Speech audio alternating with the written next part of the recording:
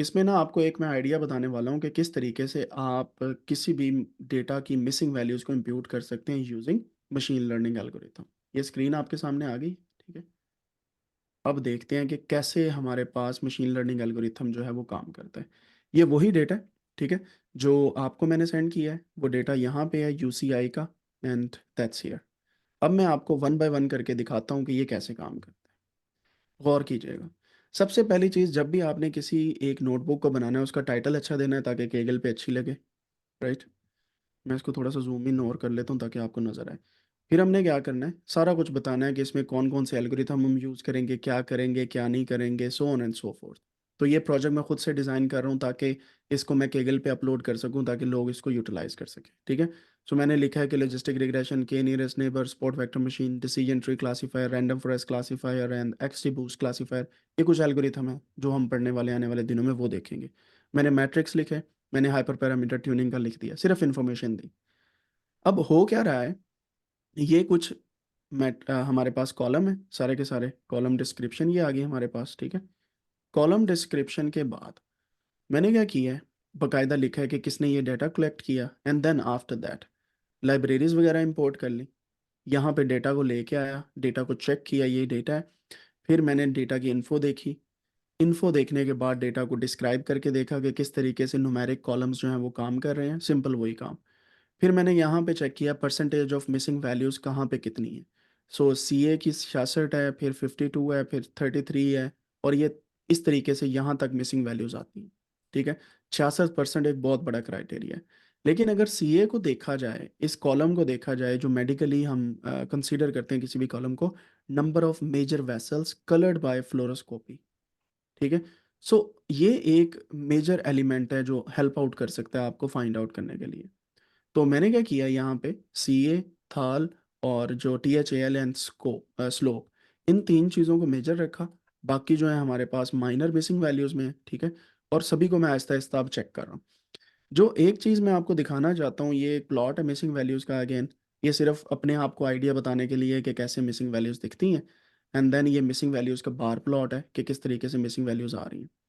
अब यहाँ पे अगर आप चेक करें, मैंने सिंपल इंप्यूटर के थ्रू मोस्ट फ्रीक्वेंट वैल्यू के साथ मैंने फिट ट्रांसफॉर्म कर दिया F B S, exang and rest E C G, ठीक है? यानी कि जितने तीन कॉलम थे हमारे पास, एफ बी एस, ठीक है, और ये जो है कहाँ पे गया, या E X A N G angina, और फिर मेरे पास rest E C G F B I, ये तीन कॉलम मैंने मोस्ट फ्रीक्वेंट वैल्यू के साथ यहाँ पे इम्प्यूट कर दिए सिंपली। कोई इसमें ज़्यादा गेम नहीं की मैंने, ठीक है? And then what I have done, मैंने दोबारा चेक किया कि अब क्या मसले मसाइल हैं। तो हमारे पास यहाँ पे टी एच ए एल और स्लोप का जो हमारे पास वैल्यूज़ हैं, ये अभी भी हमारे पास मिसिंग आ रही हैं। सो अगर आप गौर करें, आपके पास मोस्ट फ्रीक्वेंट वैल्यूज़ के साथ आप किसी भी कॉलम को इनके अलावा भी यहाँ पे लिख के ये एक कंप्यूटर यूज़ करके उसे इम्प्यूट कर सकते हैं। So this is just an idea कि आप सिंपल इंप्यूटर में मोस्ट फ्रीक्वेंट के साथ इसको इस तरीके से यूज़ कर सकते हैं। मीडियन, मीन, मॉड अगर आपने यूज़ करना है वो भी आप यूज़ कर सकते हैं। बट जो मेन चीज़ जो मैं आपको बताना चाहता हूँ ना, वो ये है कि imputing missing values in THAL column, THAL column को अगर देखा जाए और स्लोप के कॉलम को देखा जाए, तो आप देख सकते हैं कि हमारे पास स्लोप के अंदर 345 फ्लैट वैल्यूज हैं, ठीक है? और हमारे पास अप स्लोपिंग ये है, डाउन स्लोपिंग ये है, 203 और 63। इसी तरीके से वैल्यू काउंट यहाँ पे भी ऐसे हैं। मैंने क्या किया, अपने मेजर डेटा में से सारी की सारी एन ए की वैल्यूज को ड्रॉप कर दिया। अब गौर कीजिएगा, यहाँ से जो है ना थोड़ा सा मुश्किल काम स्टार्ट होने वाला है। ड्रॉप करके इसका नया डेटा फ्रेम बनाया, और मेरे पास जो डेटा फ्रेम 971 से 385 और 16 कॉलम वाला आ गया। यानी कि ये वो वाला डेटा है जहां पे कोई भी मिसिंग वैल्यू नहीं है,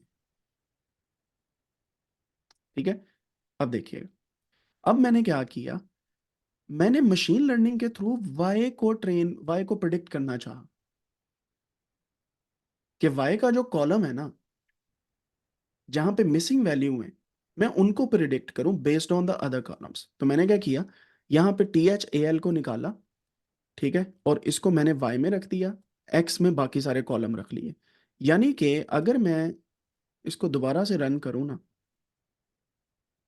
तो यहाँ पे अगर df_01 देखा जाए डॉट सॉरी डॉट हेड, तो ये मैंने क्या किया, बाकी सारे कॉलम की बेस पे इसको प्रेडिक्ट करना स्टार्ट कर दिया, यानी कि क्लासिफिकेशन एल्गोरिथम रन किया, ताकि मेरे पास ये जितना भी डेटा है ना 385 रोज का और 16 कॉलम्स का, इसकी बेस पे मैं ट्रेन कर दूं कि जब जब पिछले 385 रोज में कोई चीज आती है, तब तब थाल में क्या आ रहा है, THAL में क्या आ रहा है। ठीक है। फिर मैंने लेबल इनकोड करके इस सारे को यहाँ पे ट्रेन टेस्ट एप्लेट किया, मॉडल को ट्रेन किया, और रैंडम फॉरेस्ट क्लासीफायर ये एक एल्गोरिथम है उसको यूज़ किया। और मैंने क्या किया जनाब, यहाँ पे एक्यूरेसी देख ली, मेरा मॉडल 72% एक्यूरेट है, which is far better than computing the values using mean median या मॉड। ठीक है, मॉड क्लासीफायर के अंदर है, ये उससे बहुत बेहतर है। 72% एक्यूरेसी का मतलब है कि जो हमारे पास मॉड है वो तो बिल्कुल ही एक्यूरेट नहीं है, 10% एक्यूरेट भी नहीं होगा। इसकी बेस पे कम से कम हमारे पास 72% डेटा अच्छा होगा, कम से कम। ठीक है। अब यहाँ पे let me finish this Bilal, फिर अब हम आते हैं क्वेश्चन की तरफ। अब मैंने मॉडल ट्रेन कर लिया, 72% एक्यूरेसी आई। ऑब्वियसली मैं इसको इंप्रूव भी कर सकता हूँ इस एक्यूरेसी को, लेकिन मैंने अभी तक नहीं की, मैंने सिर्फ एक आइडिया सोचा कि ऐसे किया जा सकता है। देन मैंने क्या किया, मैंने DF2 के अंदर, ठीक है, जो मेरे पास DF के अंदर मिसिंग वैल्यूज जहां जहां पे थाल की थी ना, उसका डेटा फ्रेम बना लिया। यानी कि ऐसा डेटा फ्रेम जहां पे THAL का कॉलम खाली था, यानी कि मिसिंग वैल्यू वाला था, उसको मैंने शेप देखी तो वो 486 जैसी वैल्यू है जहां पे THAL खाली है। अब मैंने क्या किया, जब इसको देखा ना, आप अगर चेक करें तो यहाँ पे सारी की सारी मिसिंग वैल्यूज, सही है, यहाँ पे सारी की सारी मिसिंग वैल्यूज हैं।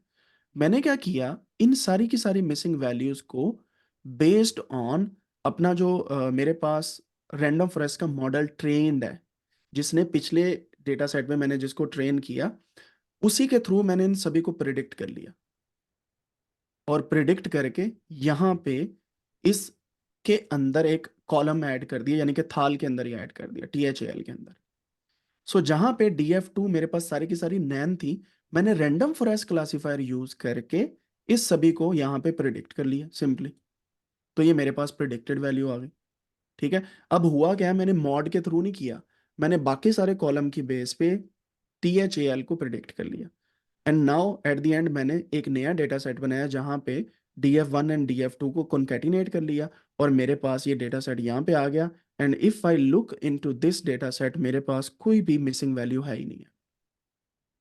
ठीक है। हाँ, मुझे पता है कि स्टार्ट में स्लोप की भी कुछ मिसिंग वैल्यूज थी जो मैंने अभी दोबारा से प्रिडिक्ट करनी है, but this is another way to impute the missing values using machine learning algorithm. ठीक है। और अगर आप चेक करें DF3 का हेड, तो यहाँ पे कोई भी मिसिंग वैल्यूज नहीं है। Now the data is more accurate then imputing the values with any other thing. तो अगर मैं यहाँ पे DF_03 डॉट, बल्कि इसके अंदर THAL वैल्यू काउंट्स करूँ, सो ऊपर वाले को सभी को रन करना पड़ेगा। तो ये मेरे पास 455 ये वाले आ रहे हैं, 369 ये वाले, और 47 फिक्स्ड डिफेक्ट वाले आ रहे हैं। सो अगर मैं मॉड से करता ना, तो सिर्फ ये वाला इंक्रीज होता, लेकिन मशीन लर्निंग की बेस पे ये भी इंक्रीज हुआ है, ये भी इंक्रीज हुआ है, और ये भी इंक्रीज हुआ है। So now you have an idea कि मशीन लर्निंग ने तीनों क्लासेस को बैलेंस रख के इंक्रीज किया। और अगर आप चेक करें तो मेरे पास जनाबे वाला इस तरीके से मिसिंग वैल्यूज इंप्यूट हो गई हैं। And then I can move forward, और इसी तरीके को यूज़ करके मैं मिसिंग वैल्यूज को इंप्यूट कर सकता हूँ। सो बेसिकली अभी इस पे मैं काम कर रहा हूँ, आहिस्ता आहिस्ता ये आपको और भी क्लियर हो जाएगा, और आप मशीन लर्निंग को इस तरीके से यूज़ करके इंप्यूट कर सकते हैं मिसिंग वैल्यूज को, which is more accurate then ever.